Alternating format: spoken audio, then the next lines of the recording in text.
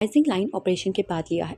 Iran तेजी से nuclear weapons बनाने के रास्ते पर था। इसमें 2020 का रिमोट कंट्रोल असैसिनेशन भी सवाल ये उठता है कि इसराइल ने ईरान पर हमला क्यों किया। ईरान ने यह बदला इसराइल के राइजिंग लाइन ऑपरेशन के बाद लिया है। ये वो ऑपरेशन है जिसमें इसराइल ने ईरान के न्यूक्लियर मिसाइल प्रोग्राम और कमांडर्स को चुन चुन कर मारा। जुम्मे की सुबह इसराइल के 200 फाइटर जेट्स ने ईरान पर हमला किया और इस ऑपरेशन में इसराइल ने ईरान के nuclear sites, missile basis, military defence system, top military leadership को नुकसान पहुंचाया और इस ऑपरेशन को राइजिंग लाइन ऑपरेशन का नाम दिया।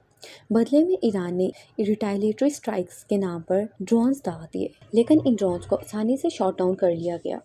इस मामले में इसराइल का कहना है कि ईरान पर हमला लाजमी था क्योंकि ईरान तेजी से न्यूक्लियर वेपन्स बनाने के रास्ते पर था और यही बात इसराइल पिछले कई सालों से कहता आया है। लेकिन आखिर को इस बार ऐसा क्या हुआ कि इसराइल ने ईरान पर इतना बड़ा हमला कर दिया। ये हमला उस वक्त किया गया जब इंटरनेशनल एटॉमिक एनर्जी एजेंसी ने एक रेजोल्यूशन पास किया जिसमें ईरान को अपनी नॉन प्रोलिफरेशन कमिटमेंट में नॉन कंप्लाइंट डिक्लेयर किया गया। कई सालों में ये पहली मरतबा हुआ है जब ईरान पर एक रेजोल्यूशन पास किया गया। इंटरनेशनल एटॉमिक एनर्जी एजेंसी यानी कि IAEA की एक रिसेंट इन्वेस्टिगेशन के बाद हुआ है जिसमें साबित हुआ है कि ईरान में कुछ न कुछ न्यूक्लियर एक्टिविटीज़ हो रही हैं। ये पता लगने की वजह से इसराइल बड़ा परेशान हुआ। नेतन्याहू ने अपने इस हमले को डिफेंड करने के लिए कहा।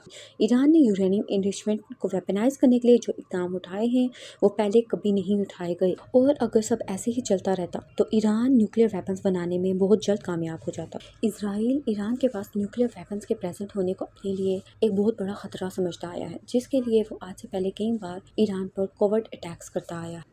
इन अटैक्स में 2020 का रिमोट कंट्रोल असैसिनेशन भी शामिल है। इसराइल कई सालों से ईरान के न्यूक्लियर वेपन बनाने की राह में रुकावट डालता आया है और इस हमले में ईरान के मिलिट्री लीडरशिप और टॉप हेड्स को निशाना बनाया गया, जैसे कि आर्मी चीफ। इसके अलावा IRGC के हेड जनरल हुसैन सलामी का अटैक किया गया और इस अटैक में इन सब लोगों को चुन चुन कर मारा गया, को टारगेट बनाया गया और ये सारा कुछ इसराइल ने एक रात में अचीव किया।